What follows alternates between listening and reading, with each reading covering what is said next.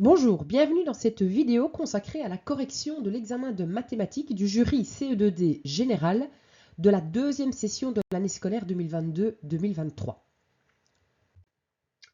Alors, commençons tout de suite par la première question. On va vous demander de démontrer que deux triangles sont isométriques. Alors pour ça, il faut tout d'abord se rappeler les différents cas d'isométrie de deux triangles, puisque c'est sur ces cas d'isométrie que vous allez vous baser pour pouvoir justifier l'isométrie des deux triangles. Donc je vous les rappelle ici de manière synthétique, CCC, CAC et ACA. Donc C, ça vaut pour côté et A pour angle, bien évidemment. Et on va se lancer dans la démonstration. Alors, une démonstration doit être construite de manière structurée, c'est-à-dire qu'il faut commencer par énoncer les hypothèses, puis la thèse, et seulement à partir de ce moment-là, on peut commencer à raisonner. Donc, il faut tout d'abord énoncer les données du problème. Ici, nous avons un pentagone régulier ABCDE, donc bien préciser pentagone régulier, là je ne l'ai pas écrit sur le slide, mais il faut bien préciser que c'est régulier. Ensuite, nous avons directement la thèse, le triangle ABC est isométrique au triangle EDC, et on peut se lancer dans la démonstration. Et donc ce qu'on doit faire ici, c'est prouver l'égalité de certains côtés ou l'égalité de certains angles de manière à faire apparaître un des cas d'isométrie que nous avons ici. Alors ce qu'on peut déjà dire, c'est que nous avons que l'angle ABC, qui est ici, a la même amplitude que l'angle EDC, puisqu'il s'agit d'un pentagone régulier et que tous les angles intérieurs d'un pentagone régulier ont la même amplitude. Ensuite, nous avons l'égalité du côté AB et du côté ED, puisque le pentagone est régulier. Et nous avons également l'égalité du côté BC avec le côté DC, puisque le pentagone est régulier.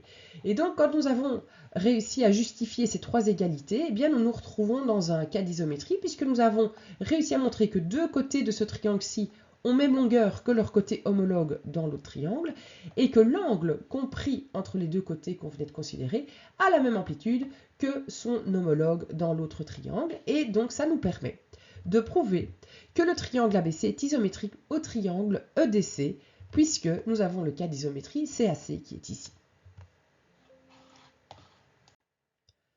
Dans la question suivante, nous allons considérer plutôt des triangles semblables. On vous demande de déterminer une distance, ici qui est la distance entre les deux pieds de la planche à repasser, de manière à ce que la planche à repasser soit parallèle au sol.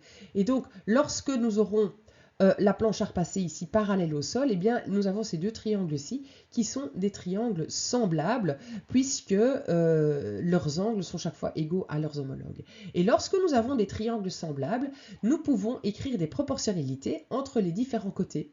Et donc ça va nous permettre d'écrire que dans le cas présent ici, que M, la distance qu'on recherche sur cette largeur ici 56, enfin cette longueur plutôt, sera égal à 60 sur 40. Et donc, une fois qu'on a écrit cette proportion, eh bien, c'est un jeu d'enfant d'aller calculer le M en l'isolant. Donc, M sera 3,5 fois 56 et donc sera égal à 84. Alors, faites bien attention de préciser vos unités lorsqu'on vous demande de calculer une grandeur qui a des unités.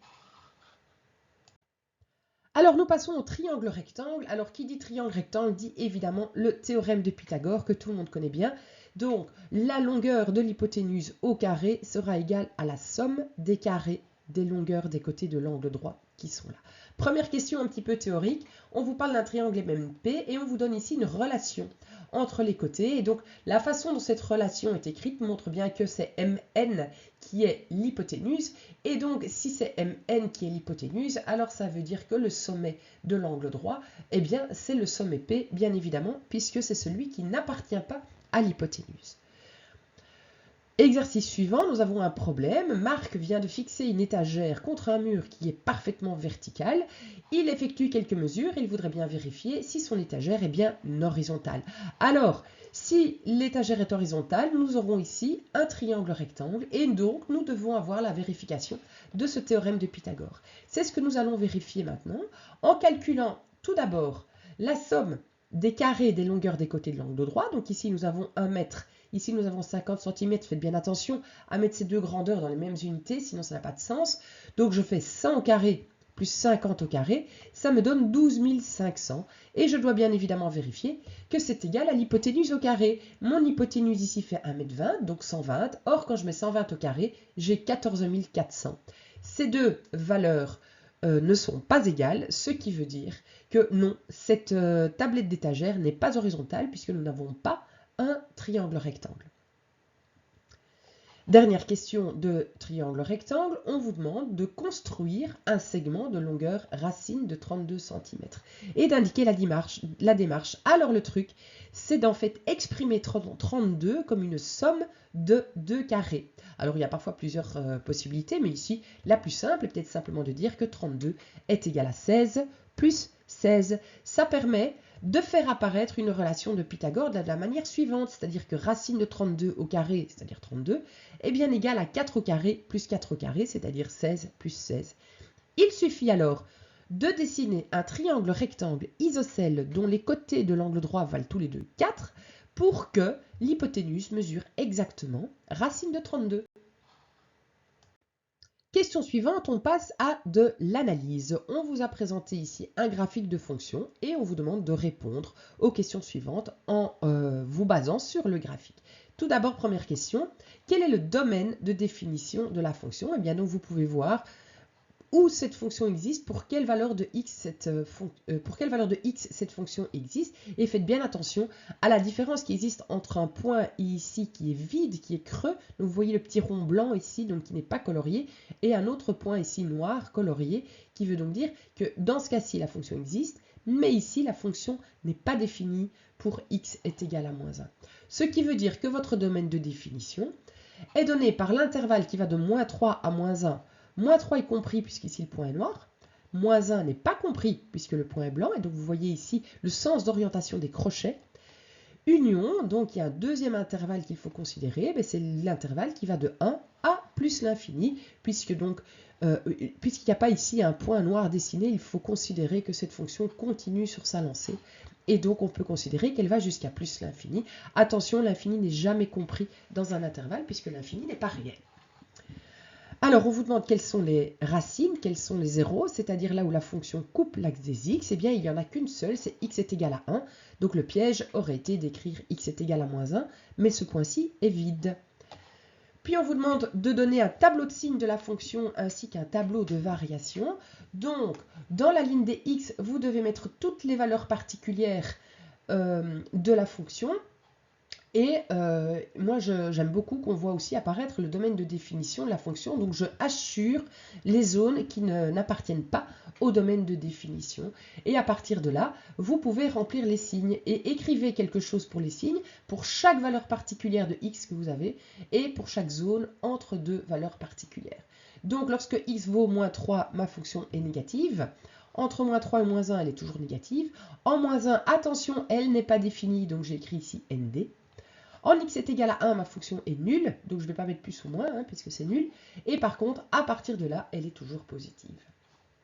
Pour le tableau de variation, je vais faire la même chose dans le x, c'est-à-dire que je vais bien mettre toutes les valeurs particulières, ainsi que assurer les zones où ma fonction n'existe pas.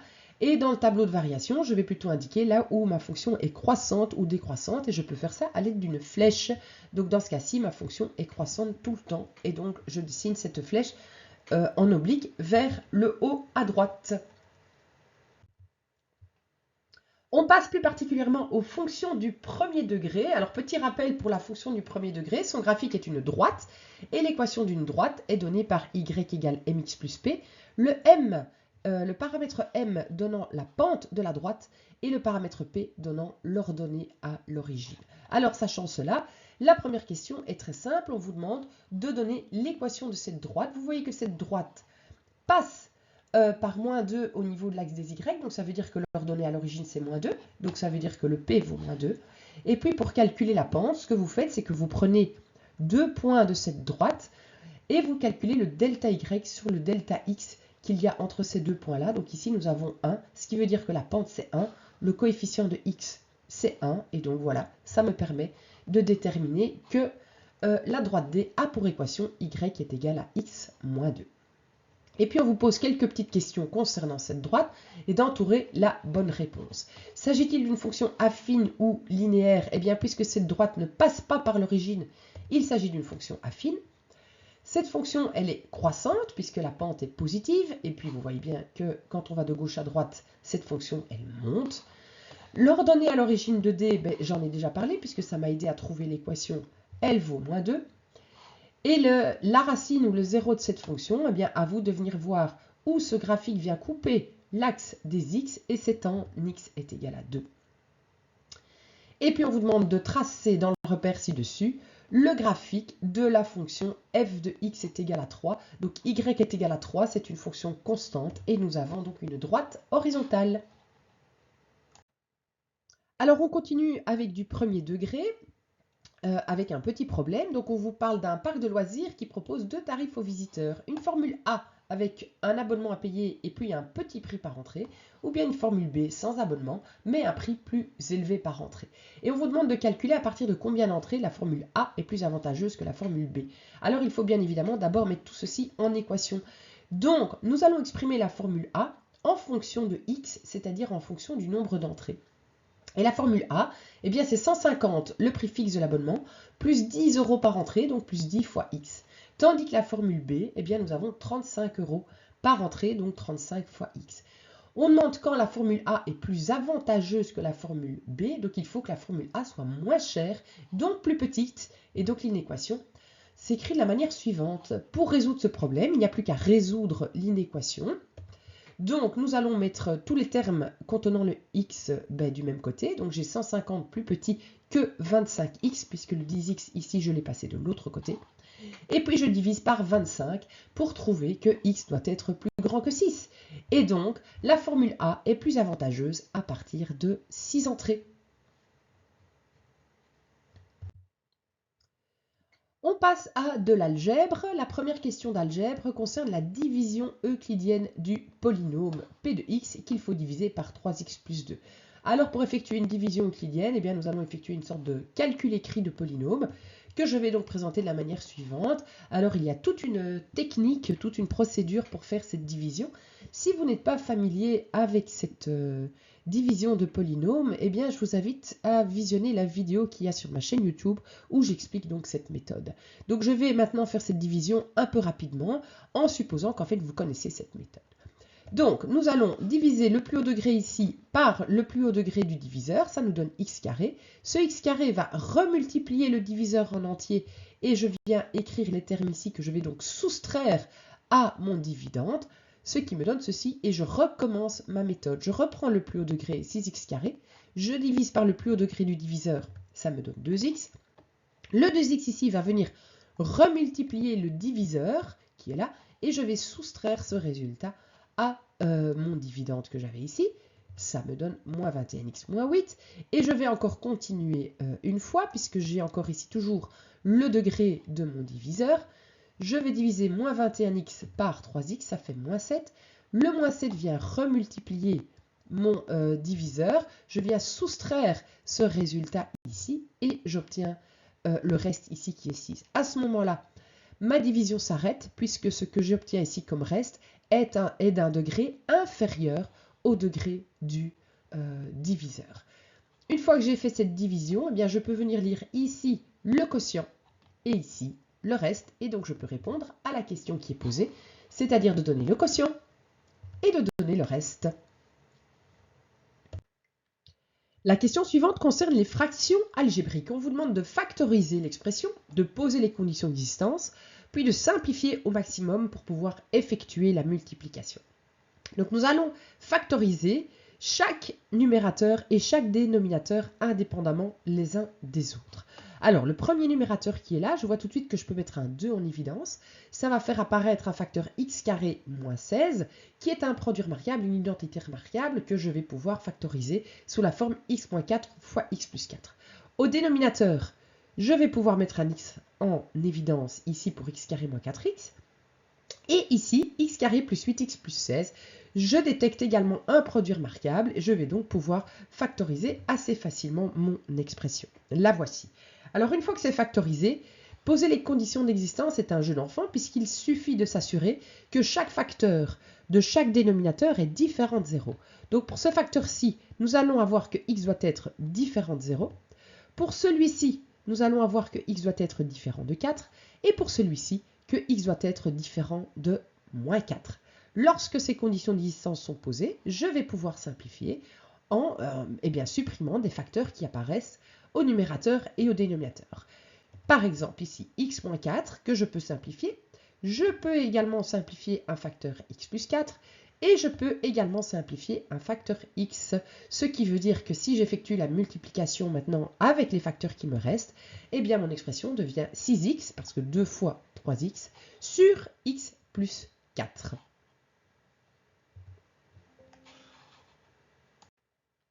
On continue l'algèbre avec une équation produit à résoudre. Vous avez ici 6 plus 3x fois 5x moins 10 est égal à 0. Eh bien, un produit est égal à 0 si un de ces facteurs est égal à 0, n'importe lequel. Donc, nous aurons soit que 6 plus 3x est égal à 0, ou bien que 5x moins 10 est égal à 0. Et vous pouvez résoudre chacune de ces deux petites équations indépendamment l'une de l'autre. Donc, vous allez trouver ici que x est égal à moins 6 tiers et ici que x est égal à 10 cinquièmes, c'est-à-dire que x est égal à moins 2 ou x égale 2. N'oubliez pas de bien écrire votre ensemble de solutions de la manière adéquate. Donc vous mettez bien S ou sol, peu importe votre notation, mais de bien énumérer vos solutions dans des accolades. Question suivante, une question d'inéquation. Il s'agit d'une inéquation du premier degré, donc ce n'est pas trop difficile. Vous pouvez donc tout d'abord effectuer la petite distributivité qu'il y a ici. Ensuite, vous allez grouper les termes qui contiennent la variable x d'un côté et les termes indépendants de l'autre, effectuer les additions. Et ensuite, vous allez diviser par le coefficient de x pour isoler votre x. Alors faites bien attention, le piège ici, c'est que si le coefficient de x est négatif, il faudra retourner le signe de l'inéquation lorsque vous faites la division. Donc ici, moi je me suis arrangé pour avoir un coefficient positif, donc justement pour ne pas risquer l'erreur, et j'obtiens donc que x doit être plus petit que 1,5. Lorsque je vais écrire mon ensemble de solutions, eh bien x plus petit que 1,5, ça veut dire que je vais considérer les x qui vont de moins l'infini jusqu'à 1,5 et 1,5 non compris, puisqu'ici nous n'avons pas le signe égal en dessous du signe de l'inégalité.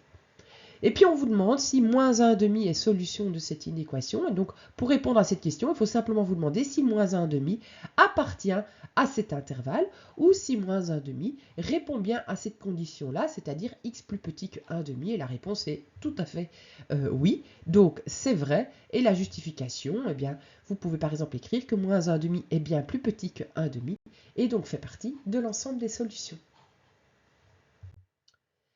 On quitte l'algèbre pour arriver dans les statistiques. Donc on vous parle de Julie et de Noah qui jouent aux fléchettes et qui ont chacun joué 7 fois et ils ont donc obtenu 7 résultats. Et le but est de faire des statistiques par rapport à ces résultats maintenant.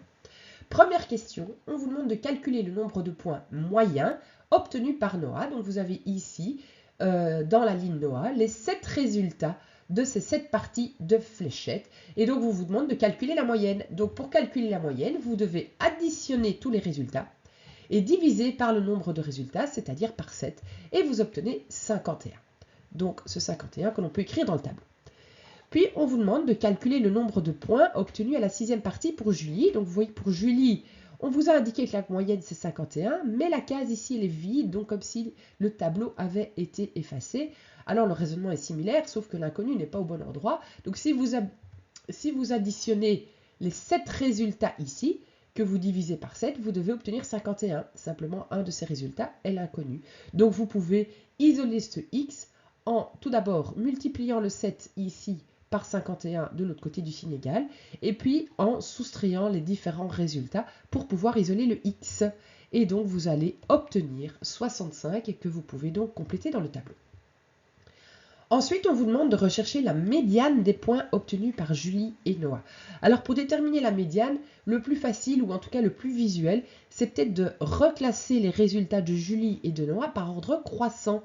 Donc voilà, j'ai fait ça ici en vitesse en dessous.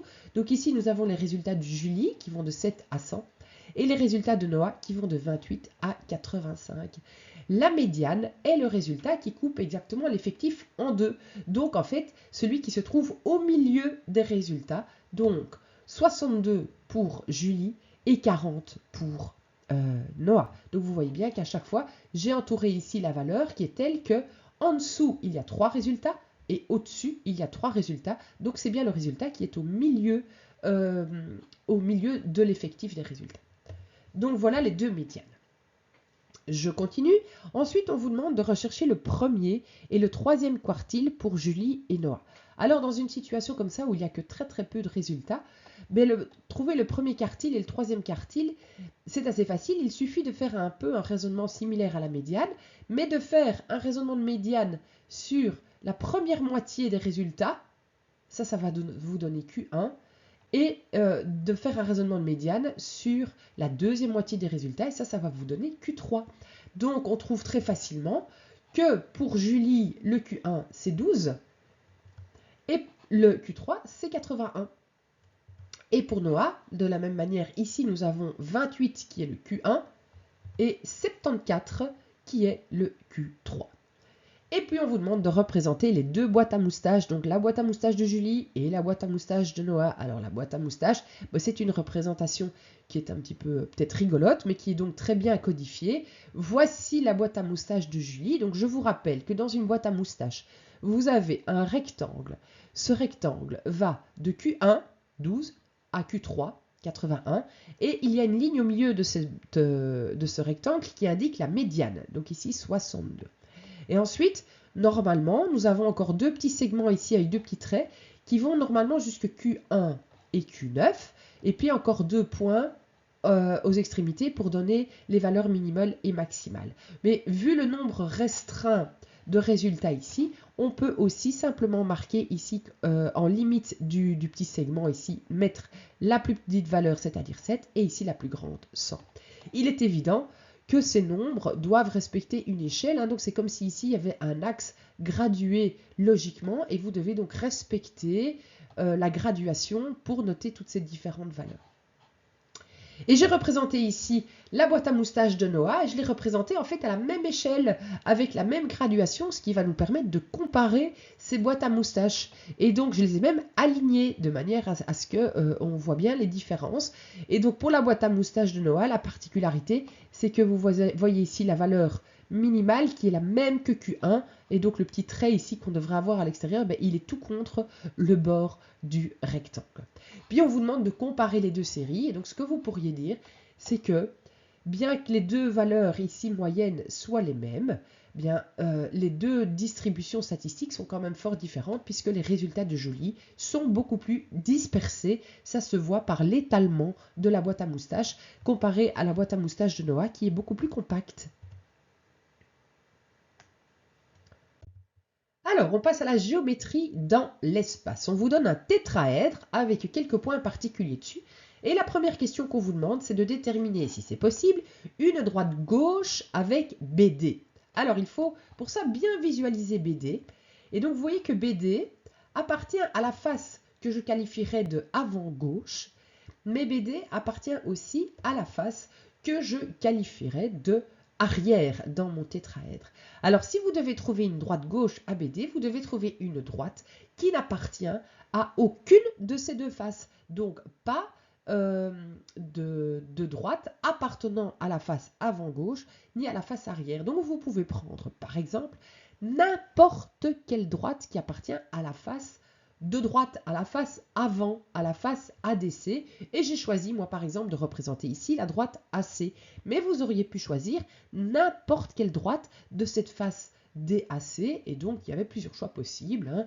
J'ai noté AC, mais aussi RN, ou AN, ou AR, ou même DN que je n'ai pas noté. N'importe quelle droite dans cette face fera l'affaire.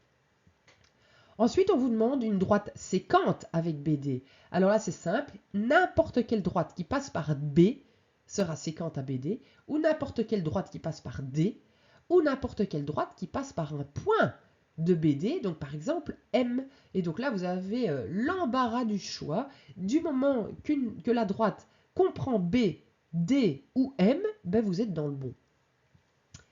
Et puis, on vous demande de construire le point de percée de la droite MN dans le plan ABC. Donc, pour ça, il faut un petit peu visualiser. Donc, vous avez ici la droite MN. M est sur l'arête BD. Et N, on vous dit qu'il est dans la face ADC, donc dans la face avant-droite. Donc, vous devez imaginer la droite MN. Elle va en fait sortir du tétraèdre ici par N. Et elle va continuer vers le bas. Et donc, elle va venir quelque part ici couper votre face du dessous, ou en tout cas couper le prolongement de la face du dessous, et c'est ce point-là qu'on vous demande de trouver. Alors pour faire cette construction, on va utiliser un plan auxiliaire qui comprend la droite MN. Donc il vous faut simplement un troisième point pour former un plan qui comprend la droite MN. Et je vais considérer le plan DMN, et ce plan DMN, je vais chercher son intersection avec la face du dessous. Alors comment faire? Je vais tracer DM, mais il n'y a pas besoin puisque c'est déjà fait, et son intersection avec la face du dessous, c'est le point B. Et je vais tracer DN, comme ceci, et son intersection avec la face du dessous, eh bien c'est le point ici sur l'arête AC. Donc je peux relier le point B et le point AC qui est là, ça me donne l'intersection de ce plan auxiliaire DMN avec la face ABC. Je suis alors sûr que le point de percée est sur cette droite. Pour trouver le point de percée, je n'ai plus qu'à prolonger MN et à venir trouver l'intersection qui est là. Et voilà mon point de percée. On passe à la trigonométrie. Tout d'abord, quelques petites questions de théorie, vrai ou faux. Pour répondre à ces questions, eh bien, il faut pouvoir visualiser son cercle trigonométrique, soit dans sa tête, soit sur sa feuille de brouillon. Donc voilà schématiquement le cercle, sans trop de détails. Et on vous demande ceci. Si l'angle A est entre 90 et 180 degrés, donc c'est-à-dire dans ce cadran-ci, son sinus est positif. Eh bien oui, parce que le sinus se liera sur l'axe vertical et je suis bien du côté positif. Donc oui, c'est vrai. Si alpha est entre 180 et 270 degrés, donc je suis dans le troisième cadran, son cosinus est négatif. Eh bien oui, puisque le cosinus se lie sur l'axe horizontal et je suis bien ici du côté négatif de l'axe, donc la réponse est vraie. Troisième, on vous demande la tangente. Donc là, vous devez rajouter sur votre cercle trigonométrique l'axe des tangentes. Et imaginez un angle alpha compris entre 270 et 360 degrés, c'est-à-dire dans le quatrième cadran. Et bien, si votre angle est dans le quatrième cadran, la tangente se liera sur cette partie-ci de l'axe, c'est-à-dire la partie négative. Et donc, il faut écrire faux ici, puisque la tangente ne sera pas positive. Et puis un petit problème, on vous parle d'une station de ski. Nous avons donc ici en gris montagne et un téléphérique qui va du point A au sommet de la montagne. On vous dit que le câble fait un angle de 35,4 degrés ici, avec le sol, qui est supposé horizontal, et que ce câble est arrimé à 2 km du pied de la montagne ici, donc cette distance-ci fait 2 km. On vous demande de calculer la longueur du câble. La longueur du câble, eh bien c'est-à-dire ce X-là. Si l'on sait que la montagne forme avec le sol un angle de 60 degrés. Alors si on sait que ça c'est 60 degrés, alors d'office celui-là c'est 120. Et si celui-là c'est 120 et celui-là 35,4, eh bien vous pouvez trouver l'angle qui est là au sommet, donc entre la montagne et le câble, et c'est 24,6 degrés, puisque la somme des angles d'un triangle vaut 180 degrés. Pour trouver X, et donc pour résoudre ce triangle, eh bien vous pouvez utiliser par exemple la loi des sinus, c'est ce qui me semble le plus simple dans ce cas-ci. Et donc si j'applique cette loi des sinus à mon cas ici, je vais pouvoir écrire que X divisé par le sinus de l'angle qui est opposé au côté X, c'est-à-dire 120 degrés, est égal à un côté que je connais, celui-ci, que j'ai mis en mètres, 2000, donc je n'ai pas laissé en kilomètres, j'ai mis en mètres, divisé par le sinus de l'angle opposé, qui est donc 24,6 degrés. Donc je peux isoler mon X, je sors ma calculatrice et je trouve ma réponse qui est de 4160,78 mètres. Donc n'oubliez pas les unités. On quitte la trigonométrie et on revient vers les fonctions. On vous demande ici l'expression analytique de la fonction de référence. Donc on vous a dessiné ici une fonction en vert. À vous de reconnaître évidemment que c'est f de x est égal à x carré. Et puis on vous demande de dessiner en trait plein sur le graphique, de dessiner g de x, qui est donc f de x moins 2 plus 3, et de laisser en pointillé les différentes étapes. Alors f de x moins 2, en partant de f de x, vous allez lui faire subir une translation horizontale de 2 unités vers la droite, comme ceci. Et puis si vous devez tenir compte de ce plus 3, vous allez faire une translation verticale vers le haut.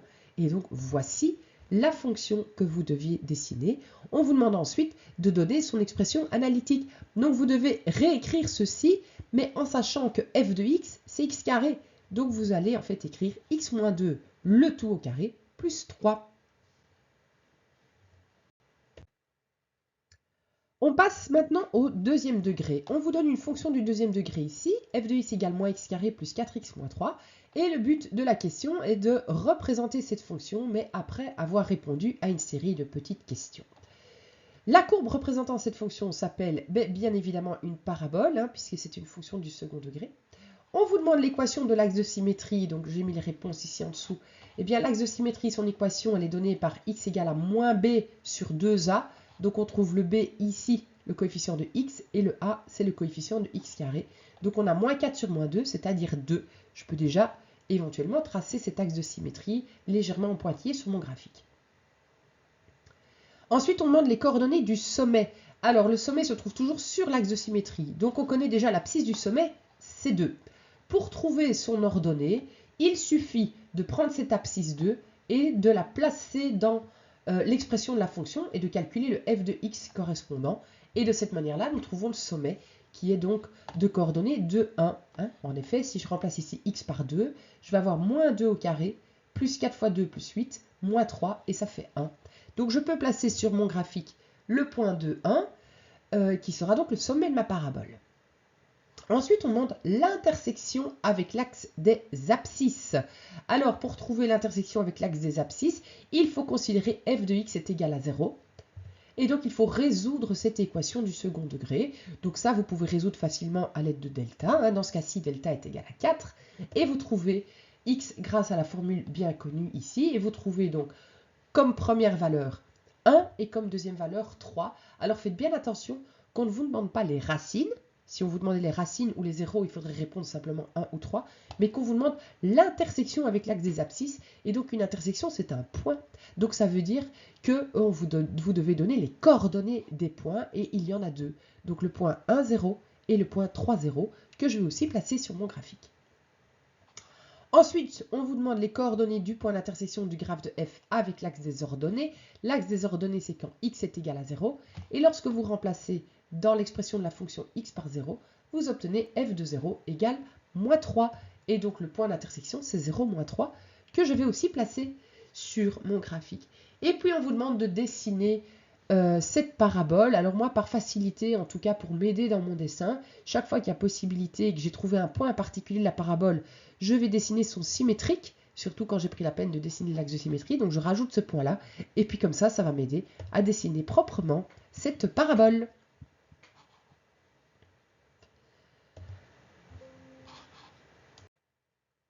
On continue en fait avec la même question, puisqu'on va vous demander de rechercher l'ensemble solution de l'inéquation suivante.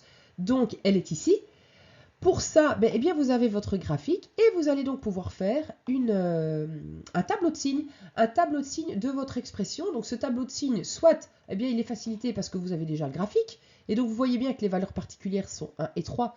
Qu'à gauche de 1 c'est négatif, qu'entre 1 et 3 c'est positif et qu'à droite de 3 c'est négatif. Ou bien parce que vous connaissez votre règle de signe du second degré.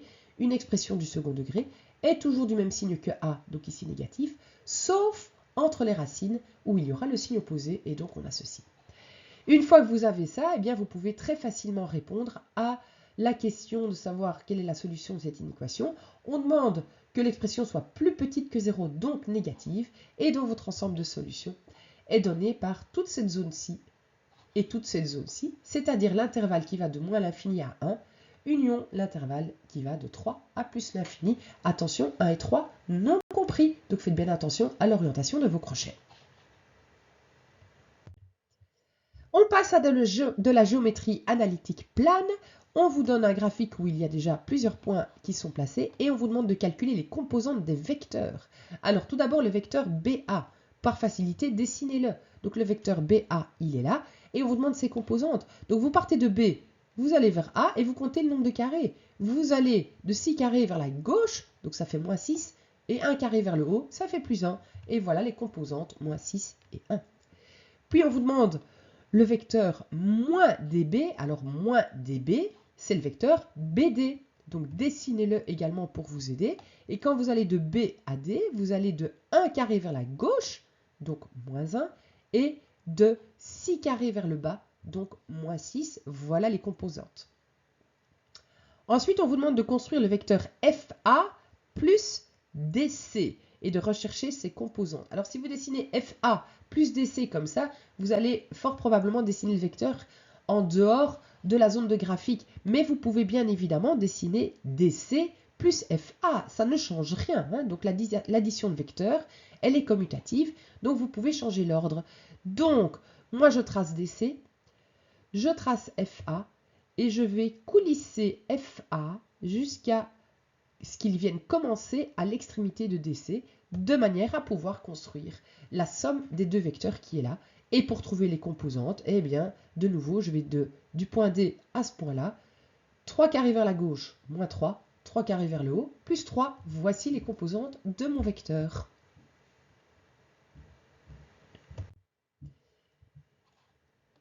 Toujours avec ce même graphique, on vous demande de trouver une équation cartésienne de la droite BC. Alors, une droite, son équation générale, c'est y égale mx plus p. Il faut que je calcule le m, il faut que je calcule le p. Alors, pour calculer le m, j'ai besoin des coordonnées de deux points de la droite. Donc, j'ai besoin des coordonnées du point B, c'est-à-dire 6, 3, et des coordonnées du point C, c'est-à-dire moins 2, moins 2. Ça me permet de calculer la pente en faisant donc la différence des y sur la différence des x et j'obtiens 5/8. Ce qui veut dire que ma droite BC a pour équation y égale 5/8 de x plus p. Il me reste à trouver le p. Pour trouver le p, je vais prendre un de ces deux points-là au hasard, n'importe lequel, et je vais mettre les coordonnées d'un point de la droite dans l'équation pour me permettre de calculer le p. Donc je vais prendre 6, 3, donc y est égal à 3 et x est égal à 6. Et cette petite équation me permet de trouver la valeur de P, qui sera donc moins 3/4, et je peux écrire mon équation complète ici. Donc, y égale 5/8 de x moins 3/4. On vous demande de calculer les coordonnées du point M, milieu de BC. Alors, ça se calcule, mais ça peut aussi se visualiser sur le graphique. Si vous tracez BC, vous voyez que le milieu est quelque part ici. Donc ça, c'est toujours bien de garder en tête. Comme ça, si vous vous trompez dans votre calcul, vous pouvez au moins vérifier si votre solution tient la route. Donc, pour calculer les coordonnées du point M milieu, vous allez faire la moyenne arithmétique des coordonnées de B et de C. Et donc, vous allez faire ce calcul-ci et vous obtenez le point 2 moins 1,5. Et vous voyez bien que ça correspond à ce qu'on pourrait voir ici sur le graphique comme milieu du segment BC. Puis on vous donne les équations de trois droites et on vous demande de dire s'il y en a qui sont parallèles ou perpendiculaires. Alors, le parallélisme ou la perpendicularité, ça ne dépend que de la pente. Donc, vous devez aller regarder la pente de la droite. Ici, vous avez une pente de 1/4. Ici aussi, alors quand les pentes sont les mêmes, ça veut dire que les droites sont parallèles. Donc, D1 est parallèle à D2. Ici, par contre, vous avez une pente de moins 4. Alors, si vous comparez la pente de moins 4 à la pente des deux autres qui est de 1/4, vous voyez que la pente est l'opposé de l'inverse. Donc, vous avez pris l'inverse d'1/4 et vous avez changé son signe. Et ça, c'est un signe de perpendicularité. Ce qui veut dire que votre droite D3, elle est perpendiculaire à D2, mais elle est aussi perpendiculaire à D1, évidemment, puisque D1 et D2 sont parallèles. Et enfin, toute dernière question. On vous demande d'écrire l'équation d'un cercle. Alors, de manière théorique, voici un petit rappel. L'équation générale d'un cercle est donnée de la manière suivante, avec x0 et y0 les coordonnées du centre du cercle, et avec le rayon ici du cercle dans le membre de droite de l'équation. Et donc, si on vous demande d'écrire l'équation d'un cercle dont on vous donne le centre et dont on vous donne le rayon, il suffit de réécrire ceci et de placer les bonnes valeurs numériques au bon endroit. Et voici cette équation. Voilà, j'espère que cette longue correction vous aide beaucoup dans votre travail de préparation. N'hésitez pas à vous abonner à ma chaîne et je vous retrouve avec plaisir dans une prochaine vidéo. À très bientôt.